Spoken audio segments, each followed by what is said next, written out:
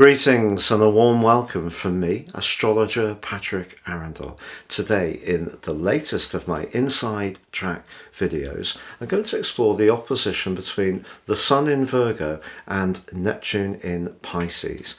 This important aspect starts to build up from the 16th of September and ends on the 22nd within 3 degrees, but is exact on the 19th of September at 11:17 a.m. Universal Central Time.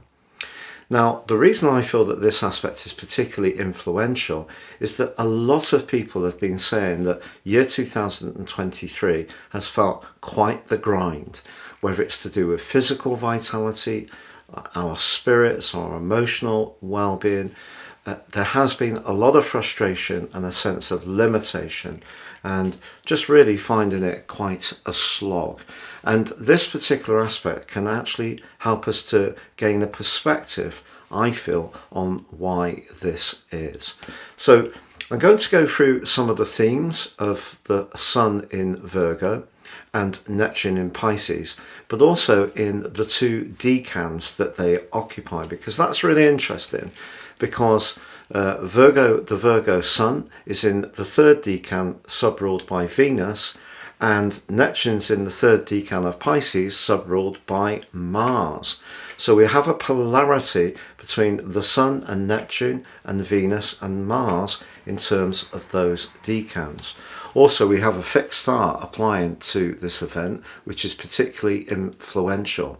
So please stay with me as I make my way through this. If you're a new visitor to my channel, thank you so much for joining us. If you have any thoughts, please share them. I do try to interact with each one. If you're a returning visitor or a subscriber, your support is greatly appreciated. Thank you so much.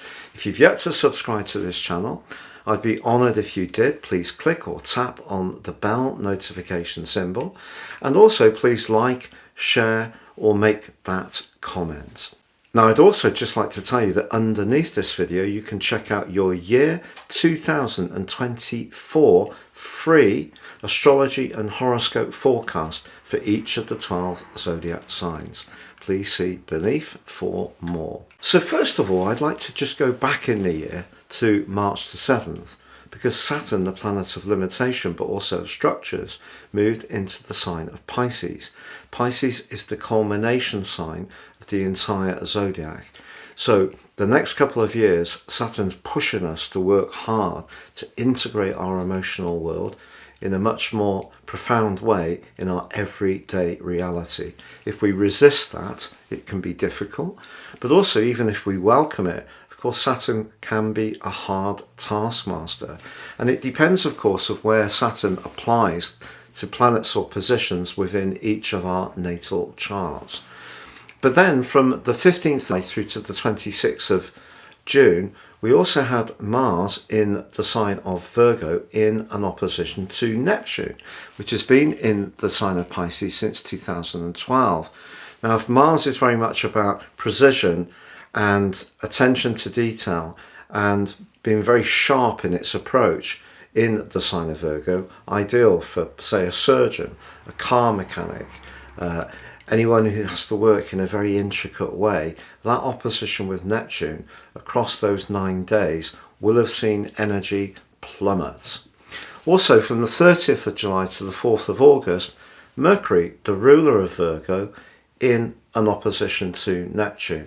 Mercury relies on clarity, it likes detachment, it's about communication. Of course, it is that bridge between the underworld and our world.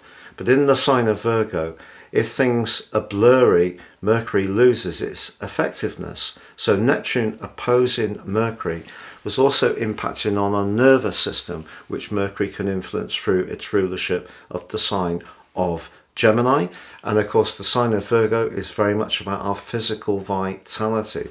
So the dreamy, drifting, wet, moist energy of Neptune, not great from the 30th of July to the 4th of August. From the 24th of August to the 30th of August, the Sun went face to face with Saturn. Now, obviously, Saturn can be a very resistant energy, because both the Sun and Saturn are in mutable signs, that actually helps a little bit. But if your energy through those dates was also really being challenged, it wouldn't be a surprise, because Saturn is kind of reminding us that we need to take more responsibility for that psychological and spiritual domain, whereas the Sun in Virgo can get a little bit aggravated if things aren't quite so, if things aren't quite perfect, and that can make us feel irritated. So it's been difficult with those set of energies to really feel totally filled up to the brim with physical vitality or emotional and spiritual enrichment, because of the energies of Neptune and Saturn in an opposition to that Virgo energy. But of course, when the Sun went through its journey of Gemini, it was squaring up, initially with Saturn and latterly with Neptune before it waved goodbye. So those squares added to this sense that this year hasn't been easy as far as energy is concerned. Now let's just drill down into this particular event. So if you recall, from the 16th to the 22nd of September, the Sun and Neptune are within 3 degrees of an exact opposition. That 180 degree polarization between them is exact on the 19th at 11:17 a.m. Universal Central Time. But this is also conjunct a fixed star called Alkaid, and this is associated with natural catastrophes, unfortunately. Now, we have seen some really serious flooding in Libya and some really serious earthquakes in Morocco. And of course, what's going on in terms of the environment is not limited to those countries. We've seen a lot of extremes, but that particular fixed star is potentially associated with death. And it can be quite unfortunate. It's a combination of the Moon, Mercury and Saturn. And of course, Saturn can be very limiting.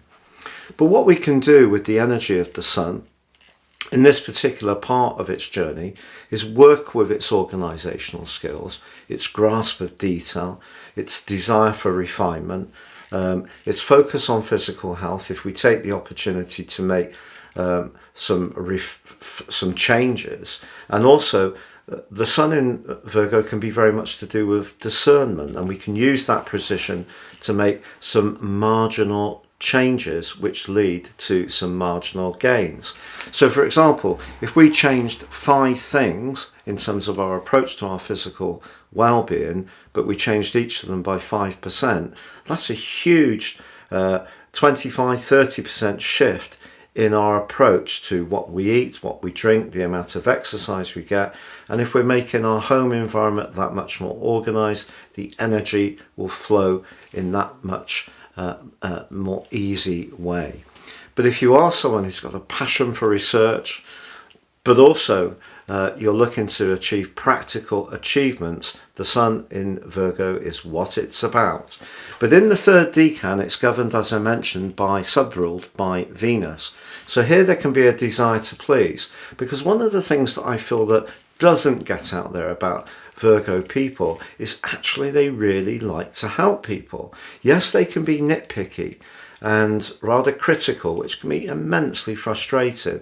They also can find it a little bit difficult to widen the lens and see the big picture, which means that with this part of the Sun's journey through Virgo, if there are any imperfections around relationships because of that Venus sub-rulership, it may be that there can be some irritation that's flowing back between 2 people.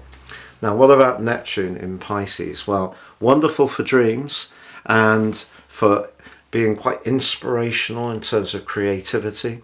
If you're interested in healing, if you're someone who's very much an empath, a psychic, any kind of sensitivity used in a constructive way can be such an asset.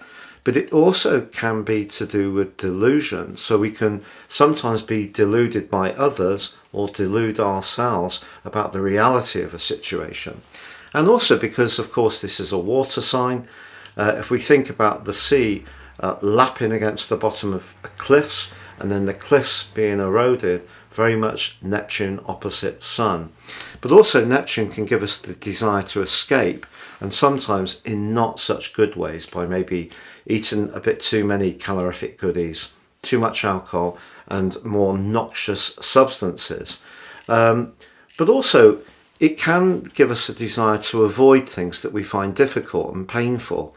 But it does add a touch of mystery, and certainly in the third decan, sub-ruled by Mars, I think this can be to do with desire, where we may wish to beguile someone that we're drawn towards, and so a kind of subtle seduction.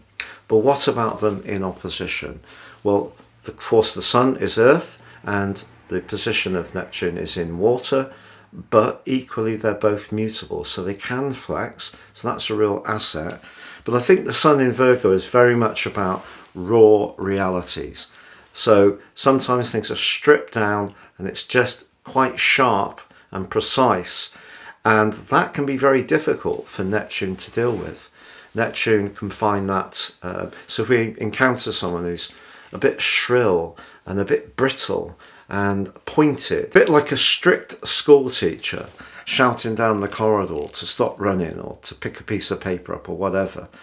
But also we could encounter someone over this series of days who we can't really get to the bottom of what they're about. Maybe they're creating the confusion. Maybe they're actually being evasive. If you meet someone romantically during this set of days, just be aware of letting things evolve before making your mind up fully, because there could be some deception. If you're buying or selling anything online, be careful around that.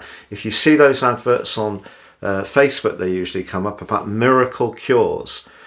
Dr. Johnson found, after intense research, did all the things that everybody else had never done before. And then you go through the whole process and it's like, our stocks in the warehouse are winding down. We've only got 3 packets left. You need to buy it now. Oh, we've just got some more stock. If you buy 10, we'll give you 1 free. That kind of stuff, watch out for it, because those kind of things, quite tricky. I'm not saying that all of them aren't credible, but just be very careful about the claims that people make, whether it's for a physical health aid or product or something to do with our spiritual uplift. If someone's promising something, be very, very wary. And also, if we are negotiating for something and the facts are not clearly stated, then use that old maxim of buyer beware, and that will actually help an awful amount to guide us. But in general, I think physical vitality is going to be low. So because the sign of Virgo gets off in terms of achieving things and creating those tangible outcomes, what we can do is give ourselves a limited set of objectives, but not too many, and then go through them, really enjoy the process. Don't overload ourselves with too many expectations. Certainly watch out for the people-pleasing side of things. If someone lays it on, say, oh, would you cover my shift? I want to go and see this. I really would be grateful. And it's like, oh, go on then. But actually, this is about the 10th time they've done it. And any time you've wanted some time off, sorry, I really can't help you. I'm busy. No, I can't help you with that. So watch people like that as well, who lay on the kind of victimhood, Neptune, in order to get something practical, but it's for them.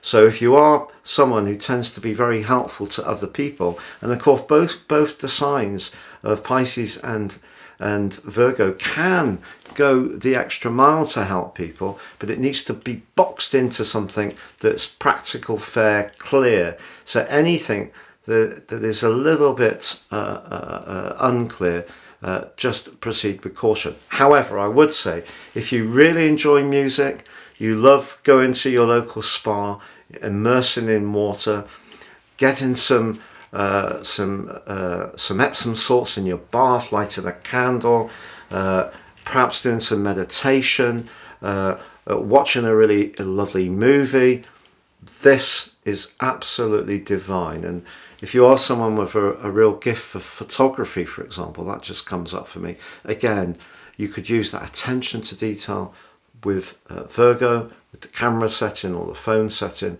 but produce something that's very imaginative and alluring.